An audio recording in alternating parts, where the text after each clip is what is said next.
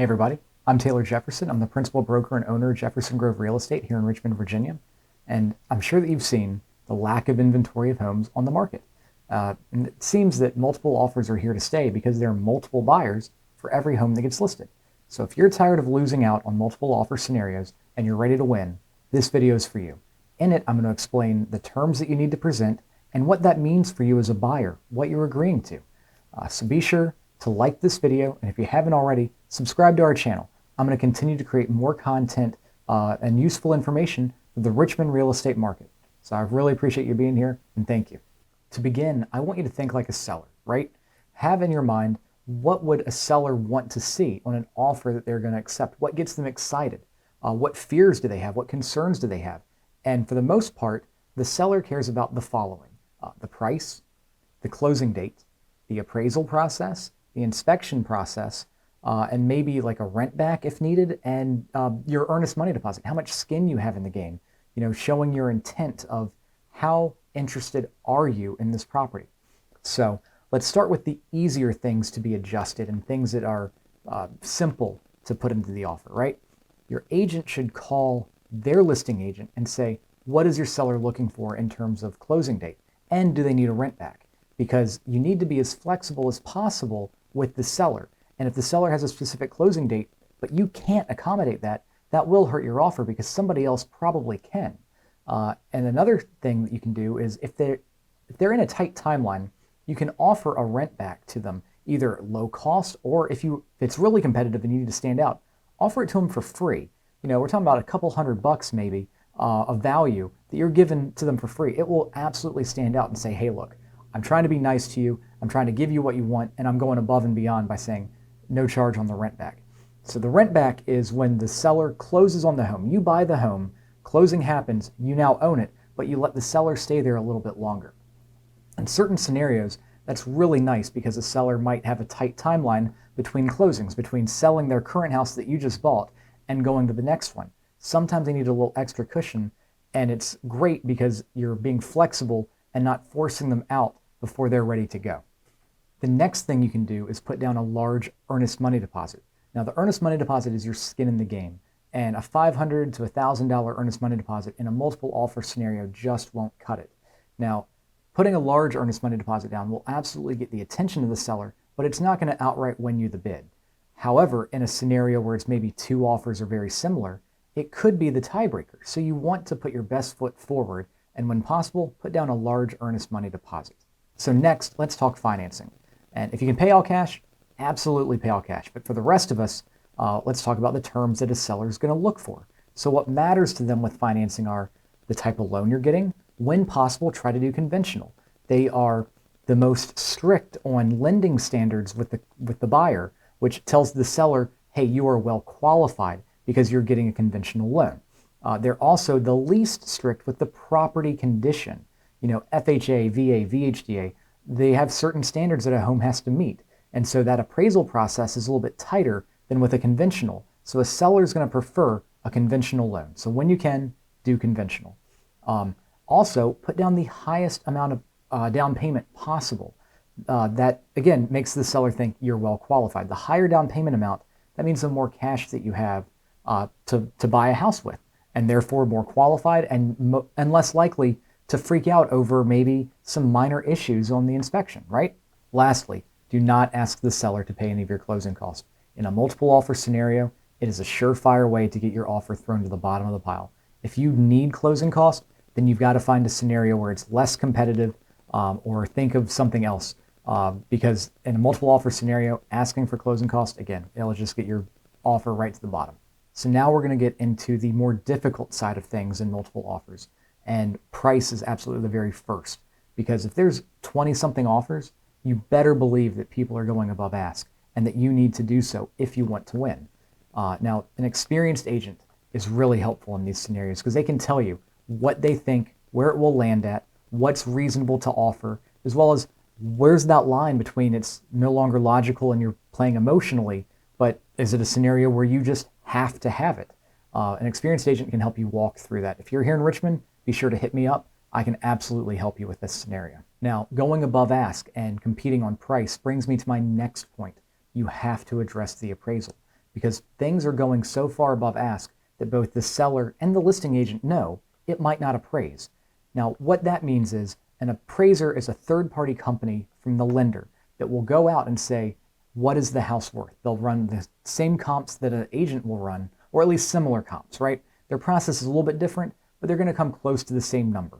And it's their job to say, yes, the house is worth what you offered to pay, or it's not, because it protects the lender's investment in that home. And as you go higher above ask, the chances of it appraising decrease. So if you went really high, the sellers know it's fake money. It's not a real offer if you're financing, because the lender has to send the appraiser out there who has to say, yep, it's worth what you offered. And if it's not, there are 3 different things that can happen. 1, the seller has to drop the price to the appraised value. 2, the seller and buyer can come to terms in the middle, anywhere in the middle, saying, we'll agree to pay the difference, or the buyer will agree to pay the difference, or wherever it lands. Or 3, the buyer can back out of the contract. Now, the seller's not going to want to have that happen because it was multiple offers that leverage the price to be driven up. And now the buyer has a chance to back out, which takes all that cash, all that extra offer and leverage away from the seller. So they're going to want to keep the deal alive, but they're not going to want to keep the deal alive at the lower price. So in multiple offer scenarios where it's hyper competitive, people have started waiving the appraisal, meaning if it comes in less than the contract price offered, they'll cover the difference. So it's really tough right now as a buyer because you have to cover your own closing cost. You probably have to go above ask. You have to cover your own down payment, and now you're going to have to come up with any appraisal difference. So the cash to close number, which used to just be your down payment plus your closing cost, minus any deposits you've already made, now will be your down payment, your closing cost, plus any appraisal difference that you agreed to waive. So you can say, I'm going to waive the entire appraisal difference. I've offered, let's say the house is listed at $450 and you offered $500 and you said, I waive the appraisal. You're going to cover any difference that there is out of pocket. So let's say it appraises at $475. Well, now you've got your down payment, your closing costs, plus that extra $25,000. You can also say, I'll agree to cover up to $10,000 of the appraisal difference. And let's say it appraises $20,000 less. Well, the seller's got to come down 10 and you still have to come up with the other 10, right?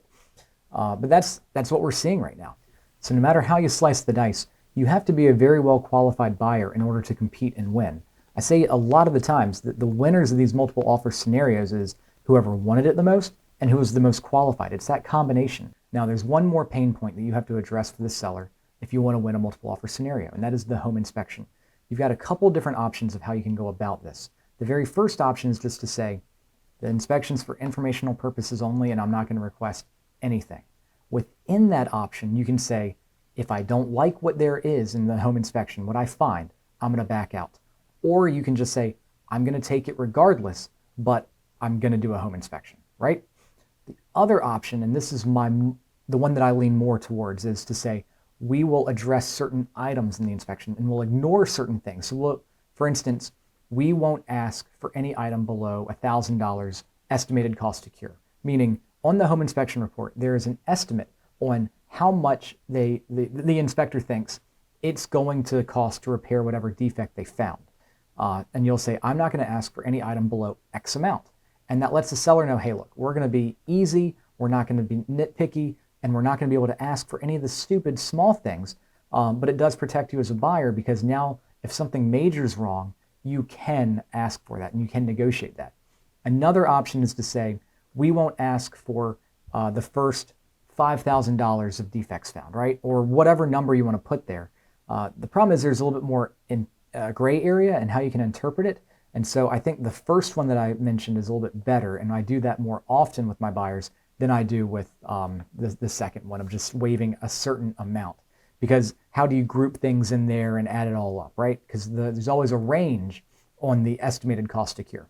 So those are the pain points for a seller, and that is thinking like a seller, what they're going to look for, what's going to get them excited, and when they're going to be like, I just want to sign this offer. It is a phenomenal offer. Now, I want you to switch mindsets, and I want you to think of yourself as a frustrated buyer. Maybe you already are. So imagine you've been looking at homes for quite a while, and you keep placing offers and placing bids, but they're not accepted. Eventually, you're going to get pretty frustrated, and either you're going to just give up and quit looking, or you're going to start up in the ante. You're going to start increasing your offers to get it to a better offer, assuming that you can. Now, it could be a scenario of maybe you're just not qualified enough to compete in this market or in that certain area. Like I said, the winners are who wants it the most and who's most qualified. So again, we're switching mindsets to think of who wants it the most. You are going to be competing against possibly very frustrated buyers who are ready to just throw everything at the seller. So it's hard to mitigate your risk and win at the same time when it's hyper competitive. So what I recommend is, if there's something that you absolutely love, do the most that you can. Go to the highest price point that you can. Again, this is where an agent will be able to help you and provide insight into how to win. But the highest price, waive as much of the appraisal, do the largest earnest money deposit you can, give them the closing date they want, waive as much of the inspection as you can. Literally give them as many of those terms and the highest limits of them as you can in order to stand out, in order to win. Because if you don't, somebody else who's been more beat up by the market might. And then you'll eventually be there too. And it's that threshold when you cross over to the other side and you're like, whatever it takes, right? So when you get there, that's when you can start writing that. So these are all the tools that are available to you to help you win a multiple offer scenario. I hope you found the video useful and helpful. If you're in the local Richmond marketplace looking for a home and you're frustrated or tired of getting beaten up, or you're about to start, reach out to me. I'm happy to help and provide my insight and help you win a multiple offer scenario. You can reach me at 804-357-8490 or Taylor at jeffersongroverva.com. Thank you so much for watching the video. I'll see you next time.